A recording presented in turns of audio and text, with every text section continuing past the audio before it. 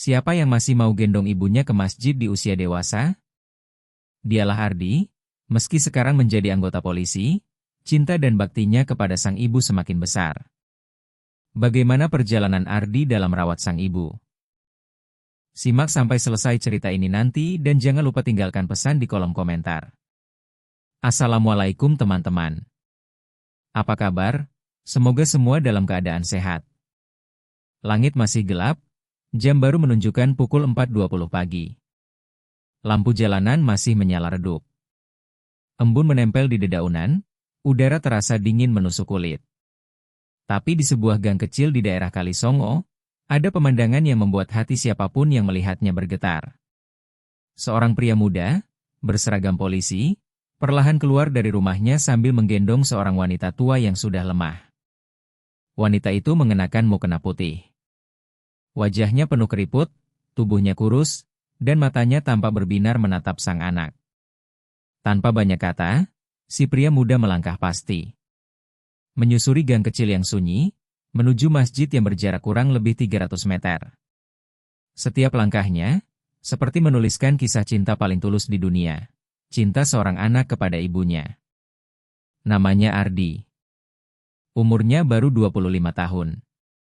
Tapi beban di pundaknya, mungkin lebih berat dari usia siapapun.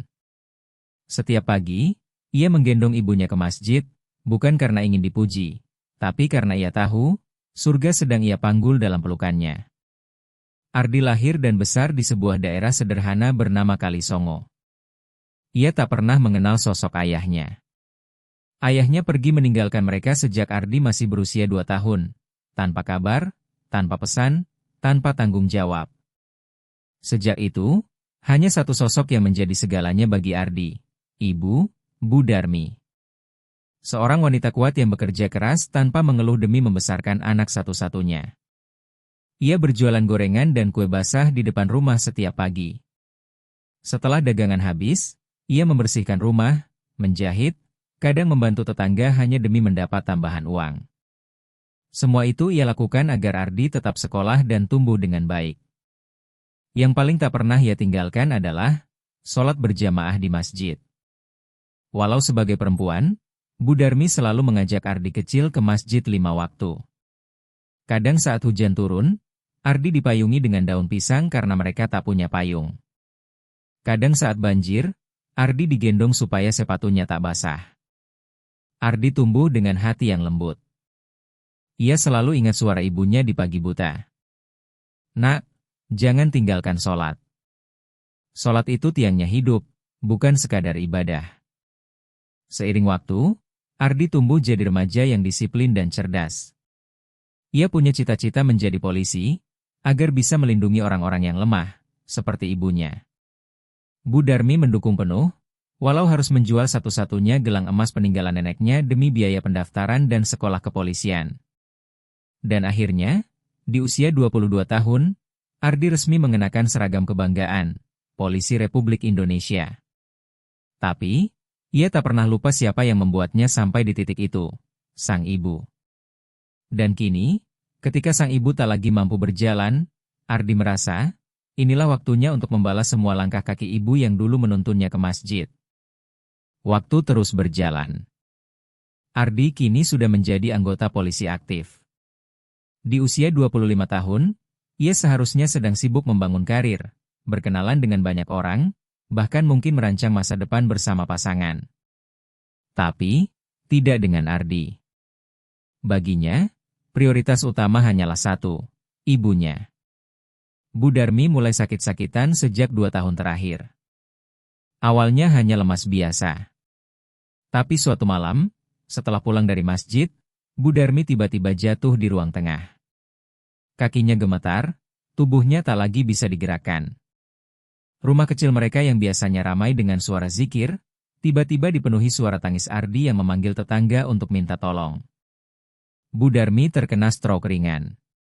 Dokter menyarankan agar Bu Darmi banyak istirahat dan jangan terlalu sering berdiri.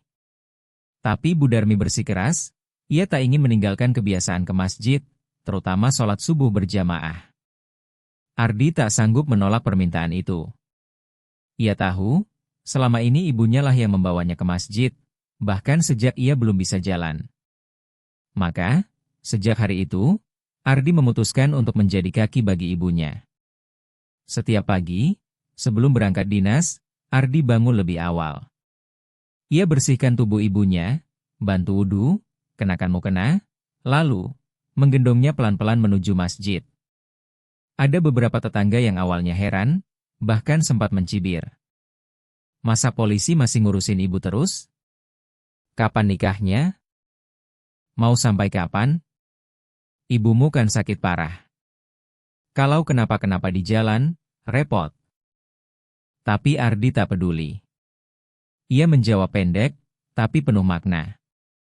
Kalau bukan saya yang gendong ibu saya ke masjid, siapa lagi? Lagi pula, ini bukan beban. Ini kehormatan. Ardi juga mendapat tawaran pindah dinas ke kota besar. Gaji lebih tinggi, jabatan lebih cepat naik. Tapi itu artinya, meninggalkan ibunya sendirian di rumah. Tawaran itu ia tolak mentah-mentah. Saya tidak sedang mengejar pangkat. Saya sedang mengejar ridho Allah lewat ibu saya, ujarnya pada atasannya saat itu. Sahabat-sahabatnya banyak yang sudah menikah.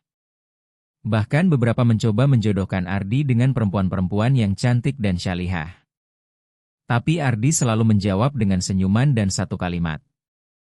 Saya masih harus menjaga wanita paling berharga dalam hidup saya. Kalau nanti ada yang mau ikut menggendong ibu bersama saya, insya Allah saya siap. Hari itu seperti pagi-pagi sebelumnya.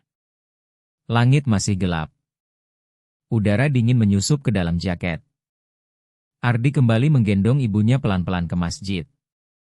Tidak ada keluhan dari bibirnya, tidak ada raut lelah.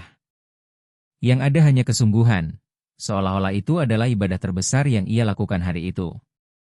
Namun, yang tidak Ardi sadari, seseorang merekam momen itu dari jauh, tanpa sepengetahuannya. Seorang pemuda yang sedang menunggu waktu subuh di beranda rumah, melihat pemandangan mengharukan itu, dan mengunggah video tersebut ke media sosial. Tak butuh waktu lama. Video berdurasi kurang dari 30 detik itu langsung menyebar luas. Komentar membanjir. Baru kali ini lihat polisi yang begini. Anak berbakti, semoga Allah angkat derajatmu, nak. Nangis lihat ini. Bapak saya di rumah sudah tua, tapi saya masih sibuk dengan pekerjaan.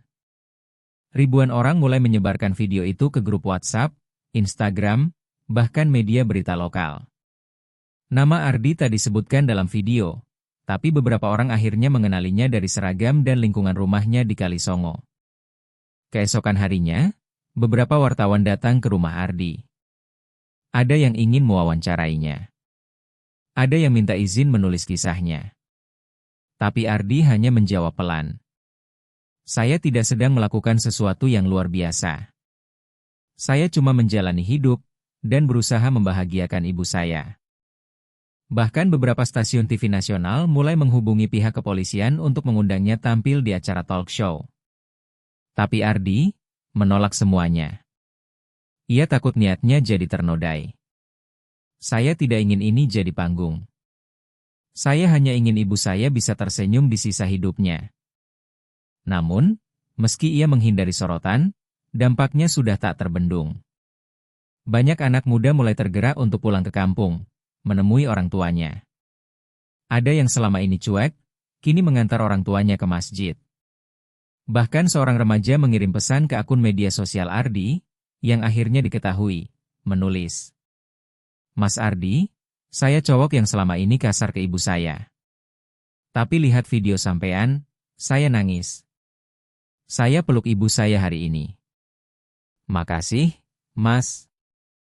Konflik batin Ardi pun muncul. Di satu sisi, ia merasa senang bisa menginspirasi. Tapi di sisi lain, ia takut dirinya jadi sombong atau niat awalnya berubah. Namun setelah berdiskusi dengan seorang ustaz di masjid, ia diberi nasihat.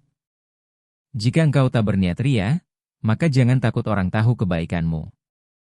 Justru jadikan itu ladang dakwah. Bisa jadi, Allah pilih kamu untuk jadi perantara hidayah bagi banyak orang. Kalimat itu menyentuh hati Ardi. Ia pun mulai membuka diri. Bukan untuk tampil, tapi untuk menyampaikan pesan. Berbakti itu tak perlu menunggu tua.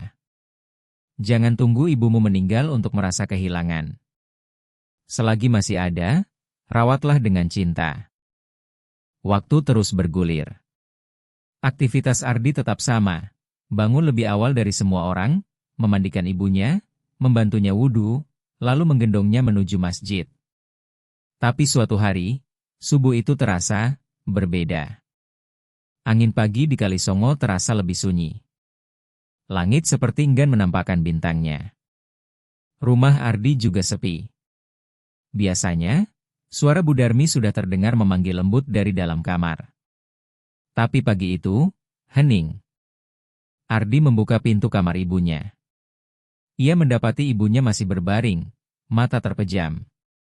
Wajahnya tenang, damai, seperti sedang tidur pulas. Tapi ketika Ardi menggenggam tangannya, tangan itu dingin. Bu, ayo, kita ke masjid. Sudah dekat azan, Bu. Tapi tak ada jawaban. Tangis Ardi pecah seketika. Sang ibu telah pergi. Diam-diam. Tenang. Dalam tidur. Di pagi yang biasa seharusnya menjadi momen mereka bersama menuju masjid. Masjid pagi itu tidak hanya diisi takbir dan tasbih, tapi juga air mata dari para jamaah yang mengenal Bu Darmi. Banyak yang menangis, karena kehilangan sosok wanita tua yang sabar dan ikhlas. Tapi tangisan Ardi adalah tangisan paling dalam, paling tulus. Maafkan Ardi, Bu. Kalau belum bisa membahagiakan ibu lebih lama.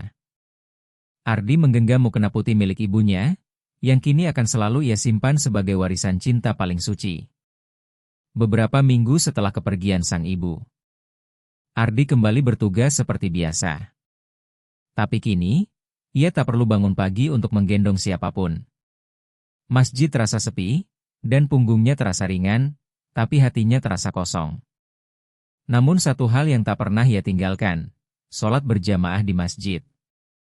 Setiap kali ia duduk di saf depan, ia teringat suara ibunya, teringat pelukan subuh hari, teringat senyum lelah tapi bahagia yang selalu Bu Darmi pancarkan setiap kali mereka pulang dari masjid.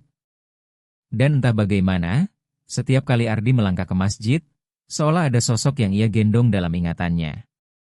Cerita Ardi yang dulu viral, kini tetap dikenang banyak orang. Tapi bagi Ardi, warisan ibunya bukanlah viralitas, melainkan kebiasaan hidup yang sederhana tapi bermakna, mencintai ibunya, menjaga ibadah, dan hidup dengan tulus. Bu Darmi mungkin telah pergi, tapi lewat cinta dan kesabaran Ardi, ia tetap hidup di hati siapapun yang menyaksikan kisah ini. Dan kini, banyak anak-anak muda yang mulai menggandeng orang tuanya lagi ke masjid. Banyak yang memeluk ibunya lebih erat, lebih sering berkata, "Aku sayang ibu." Semua, karena satu anak muda yang memikul cinta di pundaknya setiap pagi, tanpa mengeluh. Kita tidak pernah tahu, berapa lama waktu yang tersisa untuk bersama orang tua kita. Tapi selama mereka masih hidup, mari kita perlakukan mereka seperti kita sedang menggenggam pintu surga di tangan kita sendiri. Terima kasih. Wassalamualaikum warahmatullahi wabarakatuh.